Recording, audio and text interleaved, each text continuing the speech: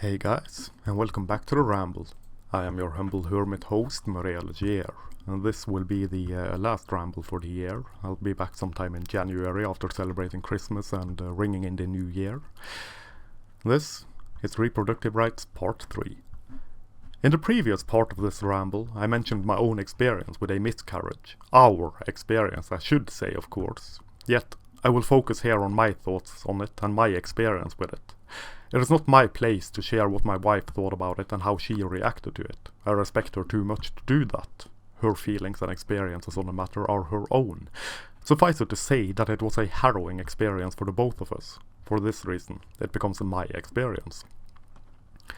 I mentioned it and will talk about it here for the very simple reason that it really got me thinking about men's absolute lack of any reproductive rights. My reasoning for this will be made abundantly clear later on. I will not bore you with the gruesome gory details. There is no reason for that. It all began when my wife started bleeding. Getting a trip to the hospital in order for my wife to get checked out once she started bleeding turned out to be remarkably difficult. For 3 whole days, she bled before any professional medical help was made available. This despite frequent calls to the hospital, to immediate care and to her doctor. This I only mention for the absurdity of it. One should think that a possible miscarriage would be considered important enough to warrant immediate action. Guess not. What the hell they were smoking, I have no idea. I can only deduce that the bastards were too busy dipping into the hospital's supply of prescription medication to do their bloody job. The potential loss of an unborn child ought to be considered important enough for them to get their heads out of the medicine cabinet for long enough to do what they are supposed to be doing. And here I could go on a long and phenomenal rant about our supposedly great and fantastic healthcare system, but that would be digressing too much. This experience with the healthcare system, coupled with other experiences of my own that has nothing to do with anything related to reproduction, has given me an opinion of the thing that is not exactly good. To be fair, though, this is not blaming the people who work in healthcare. Excepting psychiatry, I have, with one exception, never had anything but positive experiences with the people working in healthcare, be they doctors or nurses. It is blaming the system put in place by our putrid and pestilent politicians. Now, we were very much looking forward to becoming parents, laying plans to move to a bigger place, how to wrap our somewhat strained economic situation around being fresh-faced parents, sharing our hopes, our dreams, our fears, and any other thoughts that would arise from this gargantuan, severe, and very much welcome change in our lives. It was a planned pregnancy through and through, as we had not that long ago decided that the time was ripe for us to throw our respective genes into the great blender of life to see what comes out the other side. Fear thee well, loose and irresponsible existence. Not really, but it serves as a great dramatic phrase. Welcome responsible living. In other words, it was incredibly exciting. A source of great joy for us both. Until that great joy was shattered by the aforementioned bleeding, which is not exactly a good thing for a woman to have happen during pregnancy. After the 3 days of trying to get help passed, we were finally able to get some medical assistance, on the 4th day. And so my wife turned up at the hospital for the screenings and the ultrasound and the checking outs, only to learn that the fetus had died quite some time, probably weeks, before the bleeding began. This was a so-called missed abortion, meaning, if I've understood it correctly, that her body had not registered it for what it was when it happened, and so did not expel the clump of cells. Of course, this added another layer of shock and disbelief to an experience that was already filled with shock and disbelief. Shock and disbelief at both losing our child and the lack of care from the healthcare system. What remained of the fetus had to be removed by, quite bluntly, kick-starting the abortion with pills. This my wife opted to do at home. These gory details I shall spare you. What happened next made the thing very real, and the thoughts and the feelings, the grief and the pain surrounding this became very real indeed. I find it very difficult to write about, my thoughts straying away from the topic at hand with gusto, my mind seeking to not relive it but to leave it in the past where it belongs. Still, I consider the grief I experienced during this and for a fairly long time after this to be of such importance that it has to be shared, if only to make a point which will be made clear at the end of this ramble. At least I hope it will be made clear. It is an interesting thing for me to observe, this reluctance I have, probably unconscious, of telling this story. Usually I experience very few problems and hurdles when writing. Writer's block, as it is so delightfully called, is something that happens to other people. This should, I suppose, be made evident by how often I post. Usually I am 2 or 3 weeks ahead of my schedule. Now, this is not to say that all my ramblings hold the same level of quality. Some are better than others. However, I have never posted anything which I disapproved of, never published anything I don't consider worthy of publishing. Other people, I suppose, will probably disagree with this, which is all fine and dandy. Yet now, writing about this devastating experience, I find that whatever force that exists inside me, whatever force that flows from my fractured consciousness, be that a conscious or unconscious flow, whatever force that bleeds through my fingers onto the keyboard and the screen in front of me have taken to stuttering, stumbling and struggling something fierce. Like that kid I was way back when in school, when holding presentations for the class. A terrifying thing that rendered me tongue-tied, sweaty and awkward every time I so much as thought about doing it, let alone did it. I am not a people person by any stretch of the imagination. It is, I find, incredibly difficult to put into concrete and definite words the thoughts and emotions I struggled through during this experience. Which is fitting, of course. It was an incredibly difficult experience, harrowing even, and so it is incredibly difficult to write about. Particularly so when writing about it may make it seem as though I am trying to score cheap points and random internet clicks on a personal tragedy, using it for my own gain. It is with some reluctance that I write about this, just as it is with some reluctance that I began writing about all this MRA stuff at all. There are other things I would rather write about, but this MRA stuff seemed to me to be the most important thing to talk about in this day and age, the most neglected thing at this precise moment in time. I hope it turns, and it does seem, at times, as though the tides are ever so slightly turning. Only time will tell, I suppose.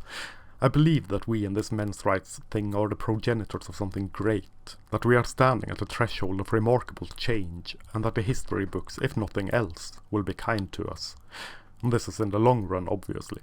For now, the powers that be are not kind to us, dastardly crew of ragtag rogues, rascals and rebels that we are. Anyhow, and introspective musings aside, the task at hand must be completed. The sense of grief and of loss of this harrowing experience was felt as a tactile sensation. The moment I received the news about what had actually happened, it felt as though I was sucker punched by a big brute of a bastard direct in my solar plexus. I found breathing to be difficult.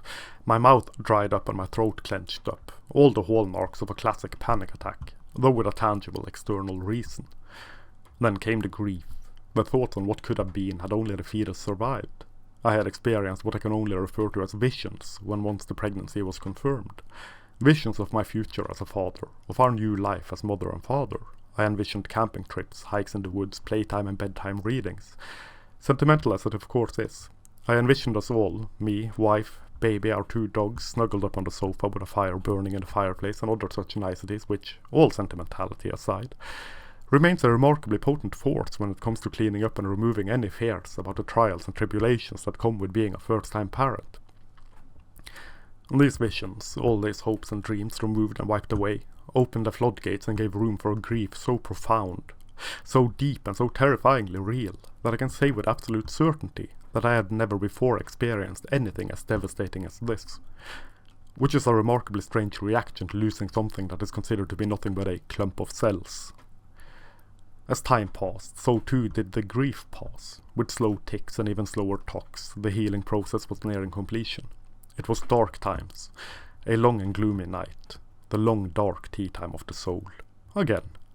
Yet it passed, as all things eventually pass, if one opens up and makes room for healing, if one allows oneself to not be stuck perpetually in grief.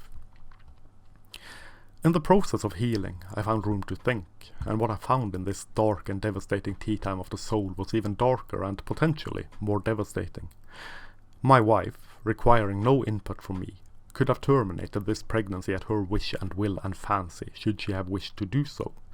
She could have had an abortion without requiring my consent to do so, thus throwing me head first into these deep, dark and murky waters of grief, all with the blessings of the government as well as society overall. This is an incredible, incredulous, amazing amount of power that women have over men. A power that has no counterpart, that has no equal. When it comes to children, men are completely at the mercy of women and the state. And it is so strange to me, so remarkably peculiar, that men who abandon their children, no doubt far fewer in numbers than our present-day mythology would have us believe, just as women who engage in parental alienation are far more frequent than our present-day mythology would have us believe, are considered as deadbeats, as irresponsible, as this and that and the other, whereas women who terminate their pregnancies, in essence killing not only her child, but the child of the father as well, well now, that is her right and she should be free to do so. He should have no say in it, just as he should have no possibility to opt out of becoming a father. He is completely at her mercy. He has no rights. Does this seem fair to you? It does not seem fair to me. Side note.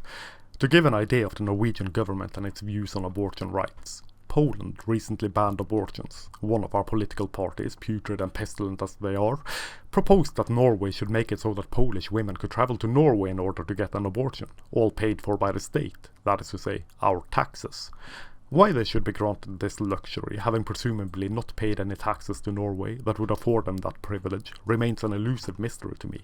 This is particularly insulting to me on a personal and probably slightly spiteful level, as I have to pay through the nose for the painkillers which I use to combat the severe and debilitating pain I live with every day as a result of a chronic pain condition. Yet Polish women should be granted free abortions by us as though it is nothing? This does not seem fair to me. Now, I know my wife well enough, 14 years will do that, to know that she would not willingly and knowingly put me through such an ordeal. Every choice we have made have been a shared choice. Yet she has the power to do this, should she wish to do so, just as every woman out there has the power to do this, to place such a burden of grief upon the shoulders of every man out there. I recall, with fondness and with gratitude, the support which both my wife and myself received from family and friends during this moment of grief. It was substantial and it was appreciated, still is in honesty. Yet I cannot help but wonder if I would have received such understanding, such an outpouring of support, had my wife elected to terminate the pregnancy without my knowledge or consent. Were it only I that lost something which I did not want to lose, I wonder if the support would have been the same, or if I would have been left to fend for myself, receiving little understanding, little empathy, as to why I felt such a sensation of grief. The question, of course, is rhetorical. Hopefully, and most probably, I shall never learn the answer to it. Had my wife done something like this, terminated the pregnancy without me having any say or sway or knowledge of it, I doubt that I would be able to forgive her. I would have experienced it as a severe, as an unjustifiable trespass, as her stomping on my feelings and, as such, on our relationship. And I fear no one would have supported me or understood the reasons for the anger, grief and, most likely, resentment that would have resulted from it. As it stands, I am very happy to report that we are now expecting a baby girl, our very own shield maiden of the patriarchy, if you will allow a silly little joke, early next year. This, of course, will render me a de facto patriarch, founder of my very own clan. This time, the pregnancy appears to be going just as it should, and I am very excited about the prospect of becoming a father. This inevitably means that I will have to take some time away from my ramblings next year, a paternal leave, if you will. But that is just how it has to be. I will, of course, return when things have settled and I am used to the new daily routines that fatherhood inevitably carries with it. To carry on rambling into the void and into the ether, writing, raving, rambling and ranting is in my blood and I can't not do it. Just as my sense of justice, of what is right and wrong, is a tangible sensation, felt pressing at a point between my eyes. Even when the rewards of rambling about what I ramble about are few and far between, it remains to me a harsh necessity in a grim and unjust world. And that, I think, was that for this ramble. I hope you enjoyed it more than my previous ramblings. Thank you very much for listening. Please like, share, subscribe and all that stuff. Check out the links down below should you wish to support it. And the only thing that remains now is to wish you all a Merry Christmas and Happy Holidays. And I'll catch you next year. This is Maria Legier, signing off.